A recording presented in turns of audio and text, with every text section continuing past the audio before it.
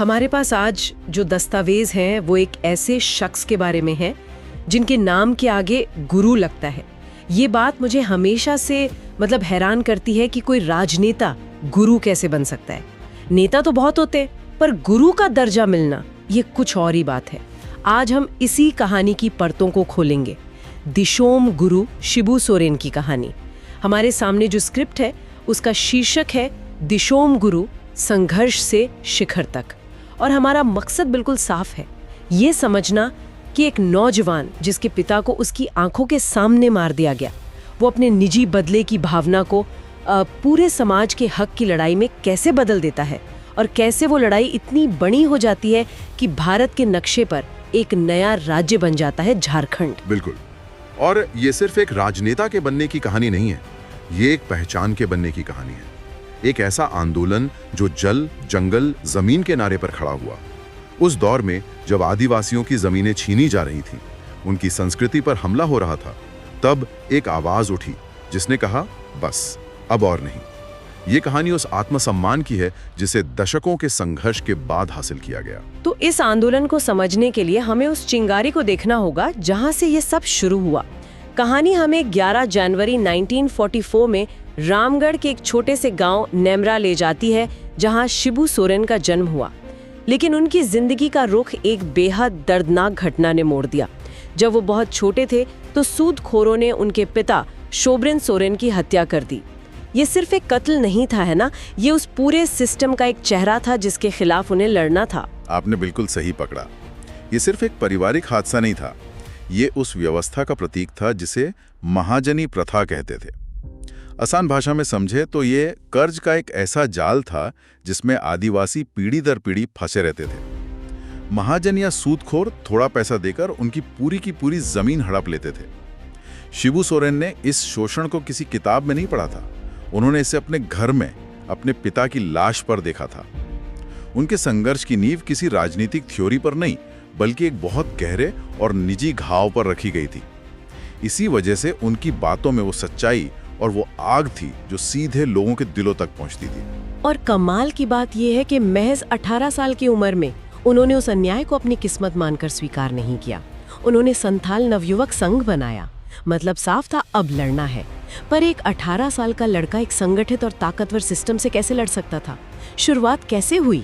शुरुआत छोटे स्तर पर हुई। उन्होंने गाँव में घूम घूम कर लोगों को समझाया कि ये जो महाजन हैं, ये तुम्हारे दोस्त नहीं, दुश्मन हैं।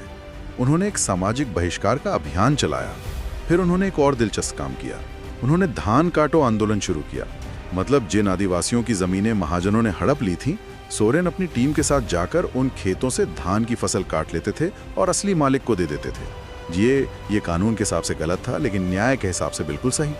यहीं से उनकी एक रॉबिन हुड वाली छवि बननी शुरू हुई। ये तो सीधी टक्कर थी। लेकिन ये लड़ाई सामाजिक सुधार से एक राजनीतिक आंदोलन में कब और कैसे बदली? क्योंकि झारखंड मुक्ति मोर्चा मतलब जेएमएम का बनना एक बहुत बड़ा मोड़ था। बिल्कुल। साल था 1973। तब तक सोरेन समझ चुके थे कि सिर्फ महाजनों से लड़कर काम नहीं चलेगा, असली लड़ाई राजनीतिक हक की है। और यहीं पर उन्होंने एक मास्टर स्ट्रोक खेला। उन्होंने 2 और बड़े नेताओं के साथ हाथ मिलाया। विनोद बिहारी महतो, जो पिछड़े कुर्मी समाज के बड़े नेता थे, और ए.के. रॉय, जो धनबाद की कोयला खदानों के मजदूरों के मार्क्सवादी नेता थे। अच्छा, तो ये गठबंधन इतना जरूरी क्यों था? मतलब अलग अलग विचारधारा के लोग वो एक साथ कैसे आ गए? यही जेएमएम की सफलता का सीक्रेट था। इस गठबंधन ने आंदोलन को सिर्फ आदिवासी आंदोलन नहीं रहने दिया, अब ये झारखंडी आंदोलन बन गया था। इसमें आदिवासी थे, पिछड़े कुर्मी थे और मजदूर थे, यानी उस इलाके के हर शोषित और दबे कुचले समाज की आवाज इसमें शामिल हो गई थी। ट्राइबल बैकवर्ड लेबर का ये एक ऐसा मजबूत गठजोड़ था जिसने इस आंदोलन को एक जबरदस्त ताकत दे दी। और इसी दौर में लोगों ने शिबू सोरेन को एक नया नाम दिया जो उनकी पहचान बन गया, दिशोम गुरु। शब्द राजनीति में बहुत कम इस्तेमाल होता है। नेता, अध्यक्ष, नायक, ये सब तो ठीक है, पर गुरु? बिल्कुल सही सवाल। ये कोई राजनीतिक पद नहीं था, ये किसी पार्टी ने नहीं बल्कि लोगों ने अपने दिल से दिया था। गुरु इसलिए क्योंकि वो सिर्फ भाषण नहीं दे रहे थे, वो लोगों को सिखा रहे थे। वो उन्हें अपनी जमीन, अपने जंगल, अपने पानी की कीमत समझा रहे थे। वो उन्हें उनके अधिकार बता रहे थे। उन्होंने शराबखोरी जैसी सामाजिक बुराइयों के खिलाफ भी अभियान चलाया। वो एक समाज सुधारक भी थे, तो लोगों के लिए वो एक टीचर थे, गाइड थे, जो उन्हें अंधेरे से निकालकर रोशनी में ला रहा था। इसलिए वो नेता से बढ़कर गुरु बन गए। मतलब वो एक ऐसे गुरु थे जो क्लासरूम में नहीं बल्कि खेतों, जंगलों और गांव में पढ़ा रहे थे। खैर, दशकों का ये संघर्ष, ये आंदोलन आखिरकार रंग लाया। साल 2000 में भारत के नक्शे पर झारखंड नाम का एक नया राज्य उभरा। ये कोई राजनीतिक तोहफा नहीं था ना, कतई नहीं। ये भीख में नहीं मिला था, इसे छीना गया था। ये उस जमीनी ताकत की जीत थी जिसने दिल्ली की सत्ता को अपनी शर्तें मानने पर मजबूर कर दिया।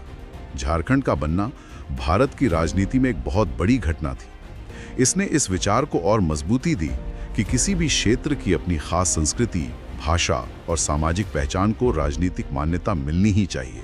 ये सिर्फ एक राज्य का बनना नहीं था, ये भारत के लोकतंत्र में क्षेत्रीय आकांक्षाओं की एक बहुत बड़ी जीत थी। और एक बार राज्य बनने के बाद शिबू सोरेन का राजनीतिक सफर भी शिखर पर पहुंचा। वो एक नहीं बल्कि 3 बार झारखंड के मुख्यमंत्री बने।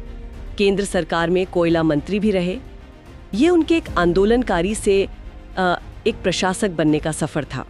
लेकिन यहीं पर कहानी एक बहुत ही पेचीदा मोड़ लेती है।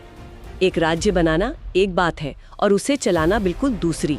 उनके मुख्यमंत्री के तौर पर कार्यकाल बहुत अस्थिर रहे और विवादों से भरे रहे। एक सफल आंदोलनकारी सत्ता में आकर उतना सफल क्यों नहीं हो पाया? ये एक बहुत ही जरूरी सवाल है और हमारे सूत्र इस पर 2 बड़ी बातें बताते हैं। पहली, गठबंधन की राजनीति की मजबूरियां। जो आंदोलन उन्होंने काफी हद तक अपने दम पर चलाया था, वो सरकार उन्हें सहयोगियों के भरोसे चलानी पड़ रही थी। और गठबंधन सरकार में फैसले लेना और उन्हें लागू करना हमेशा एक चुनौती होता है। दूसरी और शायद ज्यादा बड़ी वजह थी उन पर लगे व्यक्तिगत आरोप। हाँ, उन पर भ्रष्टाचार से लेकर हत्या तक के गंभीर आरोप लगे और लंबी कानूनी लड़ाइयां चली। इसका उनकी छवि पर क्या असर पड़ा? इसका बहुत गहरा असर पड़ा। इससे एक अजीब सा विरोधाभास पैदा हुआ। एक तरफ लोगों के लिए वो दिशोम गुरु थे, एक मसीहा, और दूसरी तरफ मीडिया और कानूनी दस्तावेजों में उनकी छवि एक विवादास्पद राजनेता की थी, जिसने जल जंगल जमीन की लड़ाई लड़ी। उसी पर कोयला मंत्री रहते हुए भ्रष्टाचार के आरोप लगे। जिस इंसान ने अपने लोगों को न्याय दिलाने के लिए जिंदगी लगा दी, उसी पर एक हत्या के मामले में उंगलियां उठी। हालांकि बाद में वो बरी हो गए। इस दोहरी छवि ने उनके राजनीतिक करियर को बहुत उलझा दिया। तो फिर हम उनकी विरासत को कैसे देखें? एक तरफ गुरु की छवि, दूसरी तरफ एक विवादास्पद राजनेता की। इन दोनों को एक साथ कैसे समझा जाए? देखिए, विरासत कभी भी सीधी सपाट नहीं होती।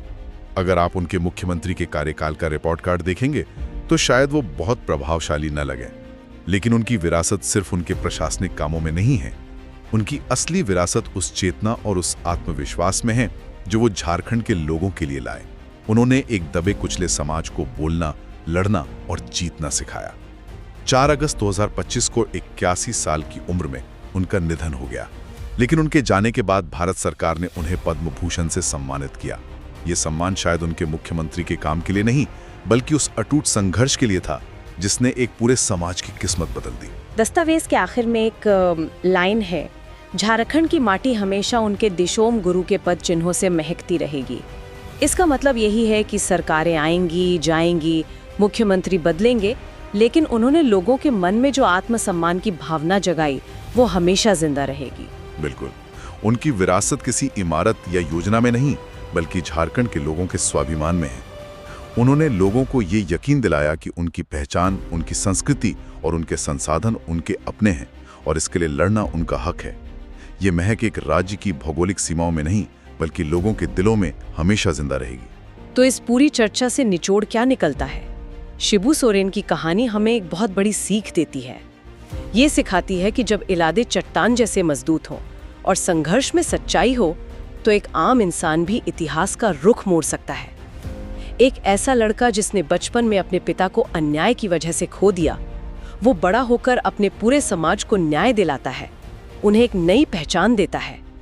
ये अपने निजी दर्द को पूरे समाज की ताकत में बदलने की एक असाधारण मिसाल है। बिल्कुल, उनकी कहानी प्रेरणा तो देती है, लेकिन मेरे मन में एक गहरा सवाल भी छोड़ जाती है। ये एक महत्वपूर्ण सवाल खड़ा करता है।